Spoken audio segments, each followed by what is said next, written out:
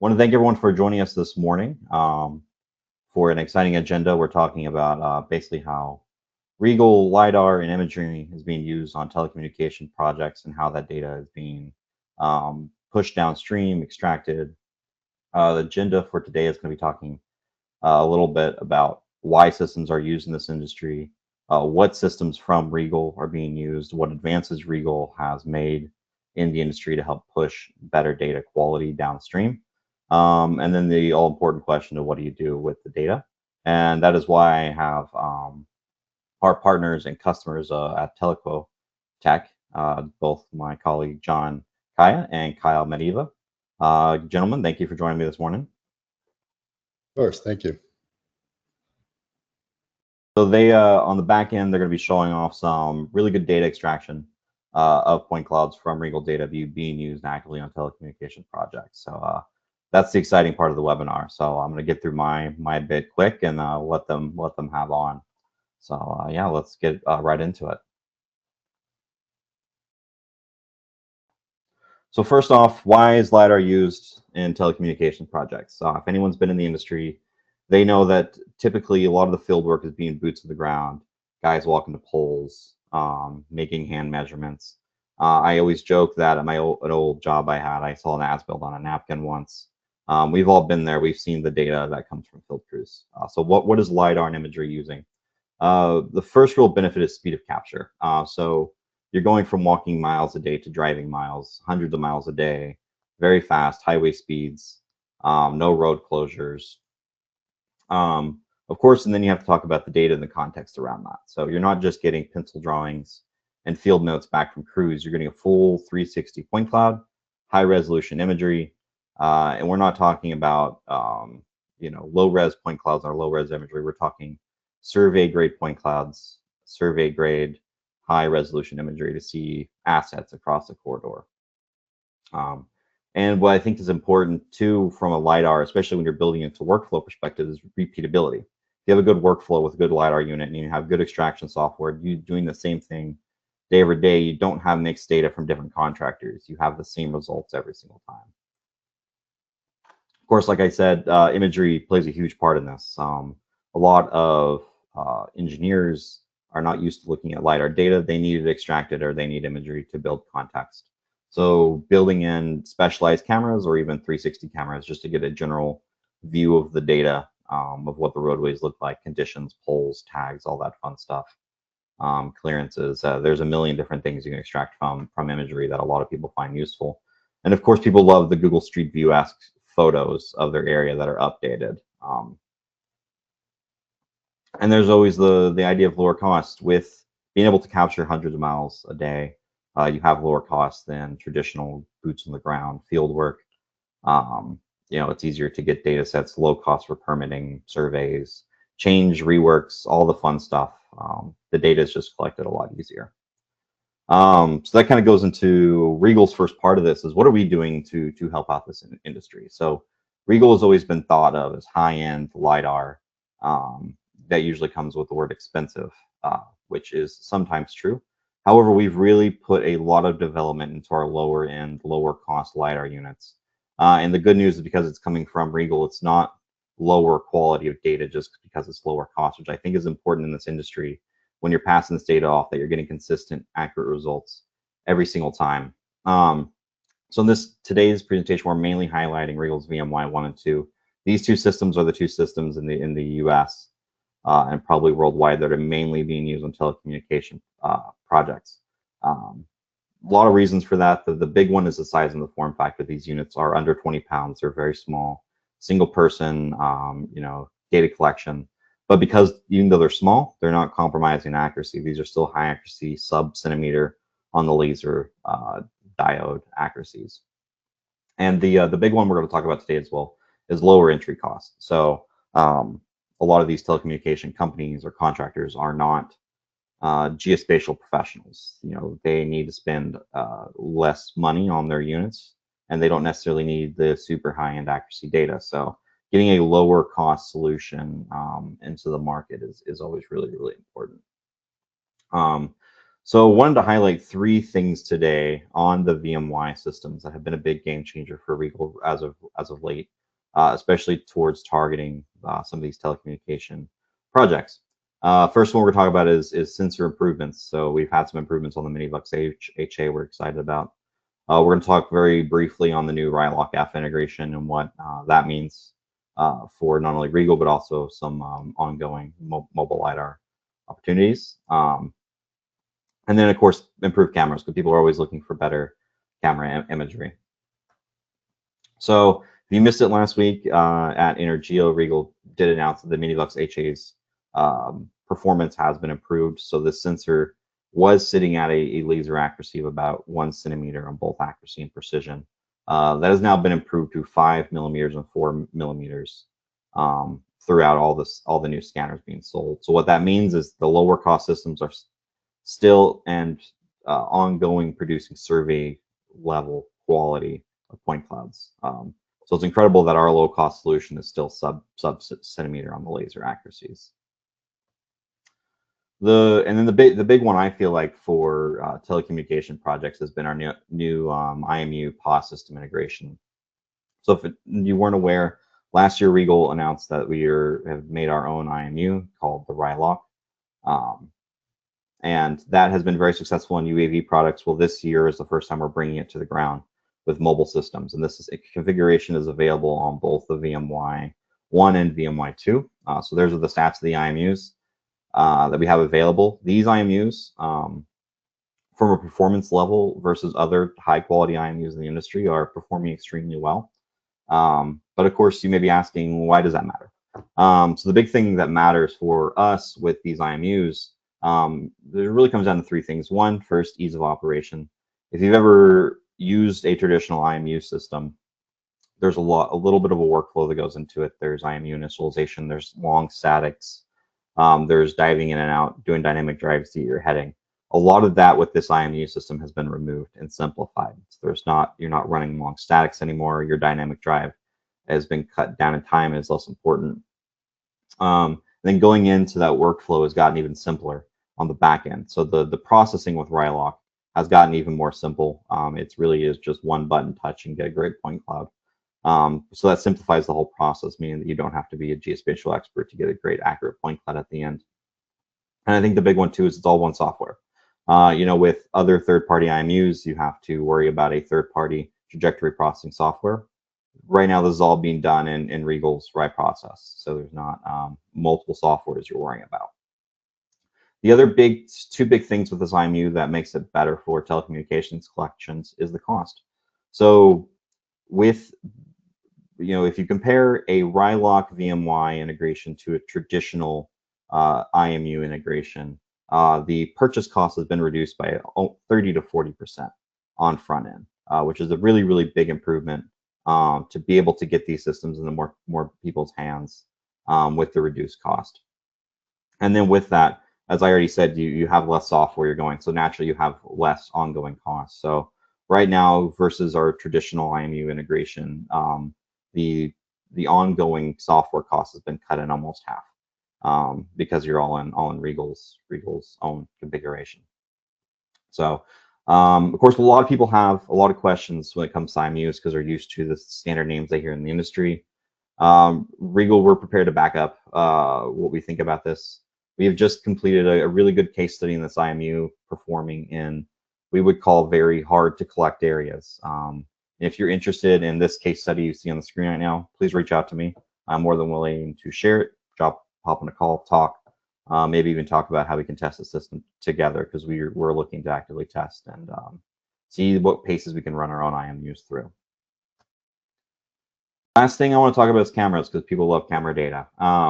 One of the newer integrations that we can run is the VMY-2 can now run RIEGL's dedicated MLS cameras, typically seen on the VMX2 HA. We do now have a new mount to be able to run them on the VMY-2. This does require the integration of a VMQ IU box, which is a little computer that sits in the back of the vehicle that's a dedicated operation machine as well as data storage solution. These are just some, I've talked a lot about these cameras already, but just some quick stats: 24 megapixels, real-time JPEG compression, so you're not getting raw imagery, so it moves them quick You can fire the cameras faster, so less data storage.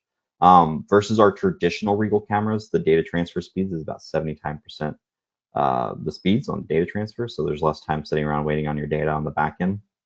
And I think the big one, when you're talking telecommunications, these camera mounts with, if you look at these ball joints here, can be mounted at any angle. There's no angle that you're ever going to be stuck on not being able to collect data. So if you have an asset that's in a very particular spot along a right of way, we can move the camera to your own particular angle and capture that asset. And I feel like anytime I talk to anyone in the telecommunication industry, the first thing they want to talk about is pole tags. So I've done a recent collection with these. I wanted to at least show off some data from them. So these are all pole tags that would be, I would say, more difficult to capture with a Ladybug 6 camera system due to their size and length for the right of way. I will also notate this before we start, because our pole tags here in Winter Garden, Florida are larger, I would say, than I've seen. And more consistent. So that does make them easier to capture. So this is kind of the best case scenario, right? So you see, I can actually almost read it from the pole itself, but if we zoom in, we're able to clearly read that tag. Now that pole's not very far off the right of way. So I went then and found one that's a little further away. So I measured this to about 30 feet off the right of way. And we can see when we zoom in, that tag is clearly being able to be read. And same with this one. This is actually going to be looking at this pedestal, or this power box here. So you can zoom in, a little blurry, but the tag is still readable from that distance. And then this is just an example of some overhead. We have some taps, and I think probably an amplifier up there on the actual pole. Of course, I have all this imagery to share if anyone's interested in doing their own analysis. This leaves us with really what I would call our question for the day. Data collection is the easy part. It's become the easy part. As I just talked about, it's getting easier to collect, easier to process. The question is always, what do you do with the data? And that's where I'm going to turn this webinar kind of over to our partners at Teleco Tech, who's going to show us the incredible things they're doing with the data extraction, as well as some things with projects. So, John, you want to take it from here? Yeah, thank you. Today I'm speaking with Kyle Mativa. He's our CTO at Telco Tech, who's the visionary behind the two pieces of software I want to speak today. One is the extraction software we call Ranger, and the other is Pathfinder, the visualization software after extraction, how we visualize. And I'll go through each one of those. Myself, John Kaya, happy to be speaking this. I've been doing this for a long time, doing really large scale data collection for mobile mapping, doing large scale LiDAR mobile mapping since 2007, collected probably over 1 million miles of LiDAR data, and really want to speak to this, why we chose RIEGL number one. We are a client of RIEGL, which is a big deal. I think we're not just a software company. We use the data too. So Telco Tech is a client of RIEGL where we collect and extract our own data. But because of some reasons we'll get into, we decided to break off our company called New Compass, which I'm introducing today. That company is dedicated to the software development services and licensing of the software. So if you didn't want the data collection process, you still can hire us through Telco. But if you wanted to license or use extraction services, we dedicated a company called New Compass to service the industry for that. So why did we build Ranger and Pathfinder? As Tanner said, with LiDAR you can collect fast, and that's the big advantage of it. But what happened after the fast collection, it was a slow turnaround time for the clients to actually be able to get the data and be able to use the data. The LiDAR is very large scale as far as data formatting, and with imaging, it can go slow to move it around from place to place or bring it locally for extraction. We didn't start out doing our own feature extraction with our own software. We were using off-the-shelf products too, like everybody else. We found ourselves using 2 or 3 pieces of software, one that could do really good with aerial, maybe one with ground, and then we're putting another piece of software for QC, and really had nothing for visualization. So that's one of the really big reasons we decided, like, listen, there's got to be a better way of doing this. And so that's why we decided to create our own software called Ranger for extraction with 3 main goals in mind. One is really zero or local processing, meaning we didn't want to be continuously downloading data or bringing hard drives in to everybody who's going to be able to extract. we know we wanted this to be a cloud-based system that we could stream.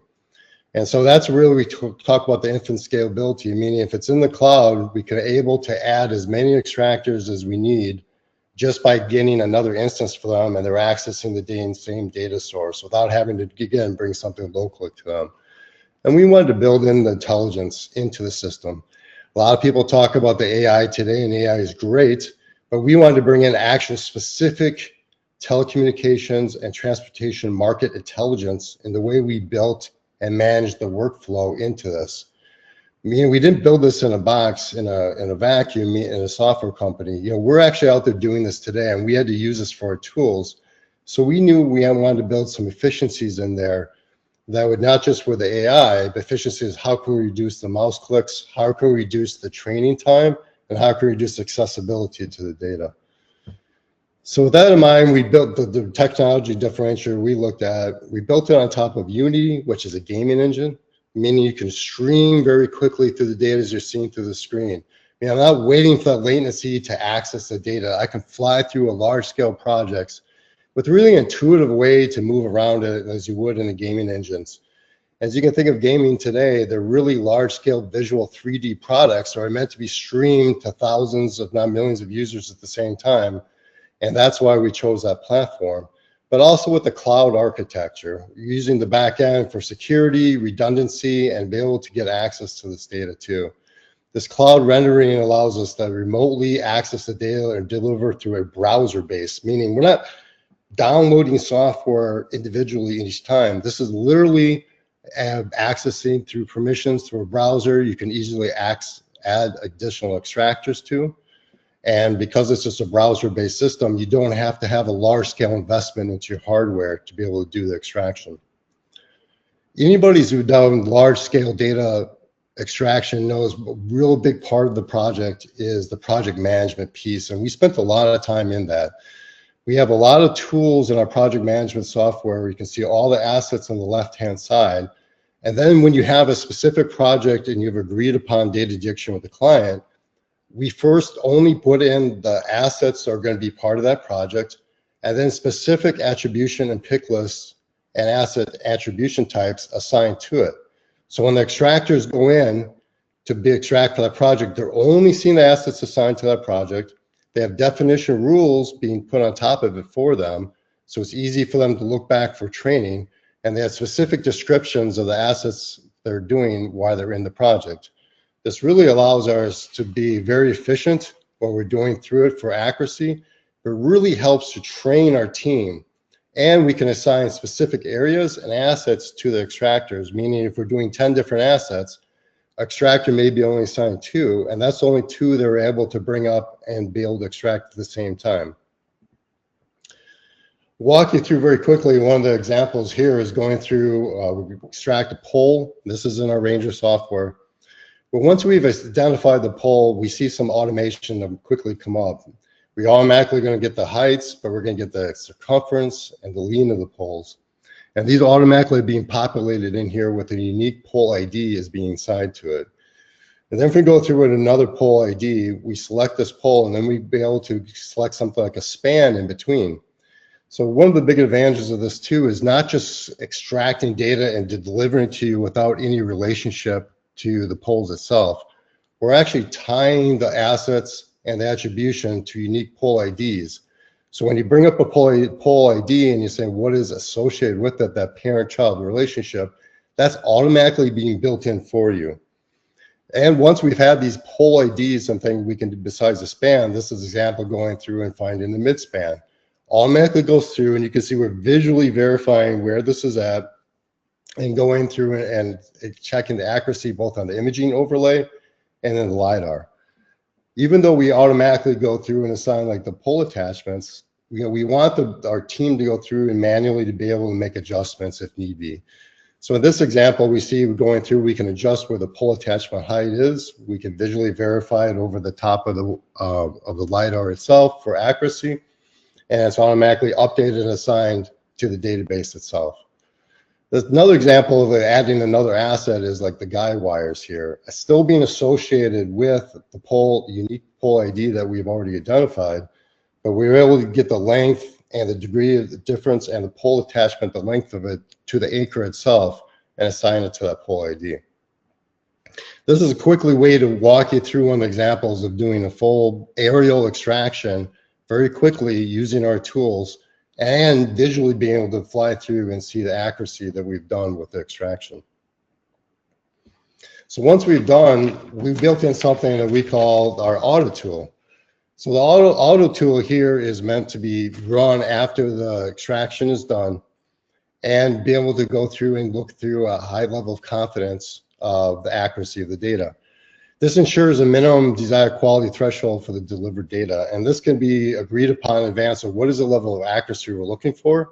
And is it 97% for this type of asset, 95%?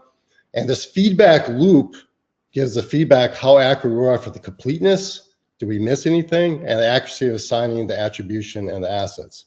This provides really valuable, actionable feedback to the extractors, it helps with our training team, and it's another report that we can deliver with the data to the client.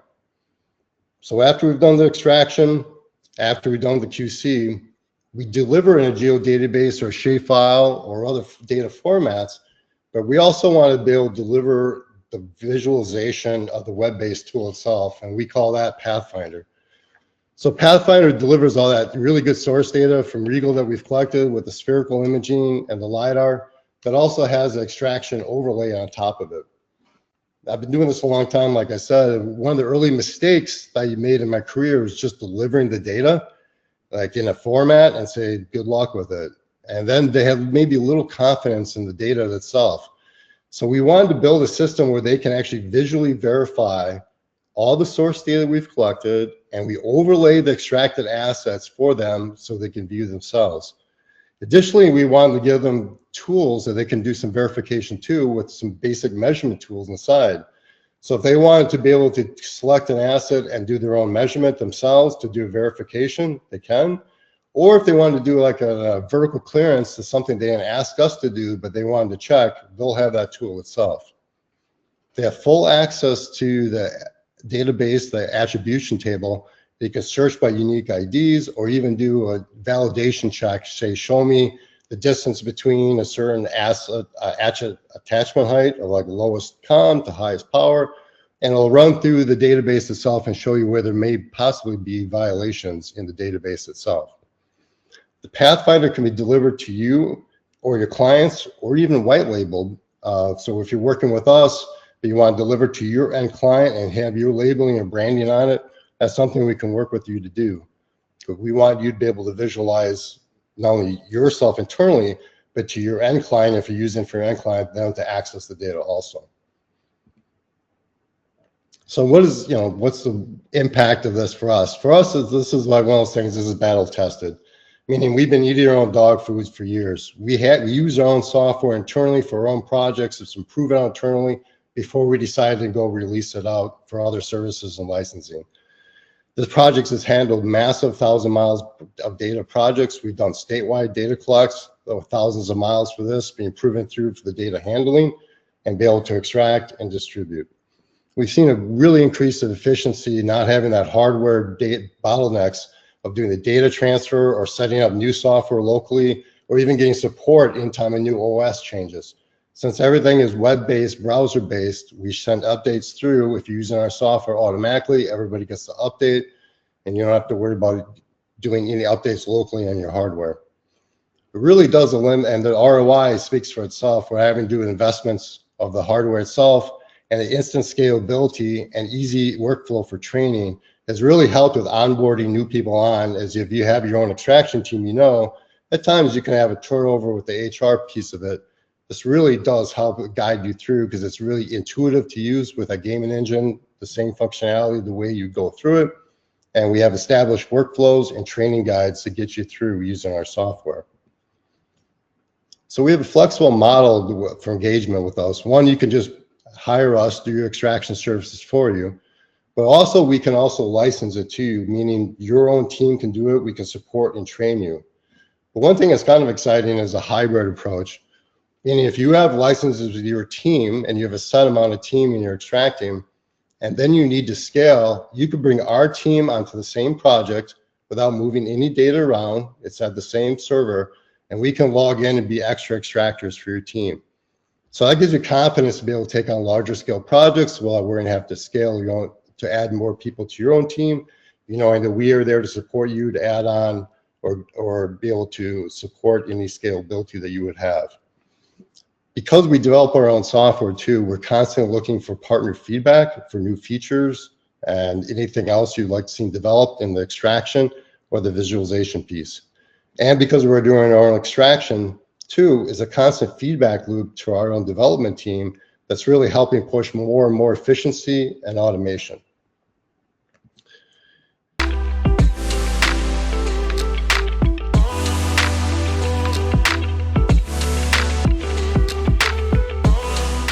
So with that, we're happy to take any questions with that. Like I said, we have our CTO, Kyle Mativa, with us too. They're happy to answer any specific questions about the hardware or the software development, and I'm happy to answer the business development. And Tanner, of course, any questions about the new RIEGL sensor or the new cameras they're using. I'm gonna jump in first with my own question for you guys. We saw a lot of telecommunication extraction there, wires, down guys. Is there anything past that for like the transportation sector or any kind of roadway extraction as well? Yeah, we have a lot of tooling for that as well. So we can do lanes and guardrails and other transportation assets you might want. We also have, you probably saw in the video, a very customizable data dictionary. So if there's not something we natively support, you can add your own asset, customize your attributes as needed. So I think we can support that industry as well as any other industry that you may want to extract data from. It's good to know. It's good to know. Well, also nice to have you back, John. Kind of adding on to that same question, looking at having the data in Unity. Obviously, it's a game engine, so the easy use loading data. What other benefits are there to using a game engine? Because usually it's MicroStation, AutoCAD, Bentley, Realm, not a game engine. I feel like that's incredibly unique. The biggest advantage that we have is that it's natively meant to use and display this 3D type of data. So LiDAR point cloud is very well suited to go into this 3D engine that Unity provides us. And in addition to that, we have just a wide array of tools and packages that are already being used in Unity that we can have access to and use in our own project. So it's a good environment that's well established and provides some good 3D capability for us. I do have an audience question. They want to know is the pole and wire extraction automated process or is it mostly manual? I would say it's a kind of a mix of both, right? You as an extractor will have to identify where the poles are, but once you click the pole and place it, from there it's pretty automated. So you don't have to do any height measurements or circumference measurements. That stuff is all derived. And same with the wires. You probably saw in the video, we kind of auto-detected the mid-spans there. That works when there's good high-quality point cloud data, which we get from the RIEGL. So you'll see that be done automatically. You do have to manually identify where the poles are, but from that part, it's pretty automated. Gotcha. We have another question about using ground control when processing the LiDAR. That most likely is going to be done inside of RIEGL process through RIEGL software. You would process the ground control through R. Do you guys have any analysis tools or ways to visualize ground control points? Or we haven't done that specifically. We haven't had a need to for our own use cases, but obviously happy to look into that. Be something interesting to integrate in the future. Yeah, to answer the question, that's mostly done in RIEGL process. You would want to have that point cloud tied in and the accuracy reports produced by RIEGL. I think to follow up a little bit on the automated stuff, one of the things I would like to say, because we're in an AI world and that's a very buzzy word, there is a sweet spot, kind of like you said, Kyle, of automatic versus manual. Because you want to be a little scared if everything's automatic, because it's very hard to QC thousands of miles from an automated process. But there is another question about can we use regular LES, LEZ files, or does it need to be a specially tiled format to go into the software arranger? Yeah, that's a good question. We take as input just standard LAS and LAZ formats, and then any conversion that's needed to display in Unity is kind of handled automatically on the back end, so you don't have to worry about that part. and no tiling. It's just you can handle as big as file as you want, or. Yep. Oh, that's nice. See, this is the last call for questions, because we are over a little bit. All right, I don't see any more. Well, guys, thank you for joining. I want to thank everyone else for joining today as well. You have all of our contact information if you want to reach out and have extra questions. Let me know. And thank you guys for joining. Thank you. Thank you.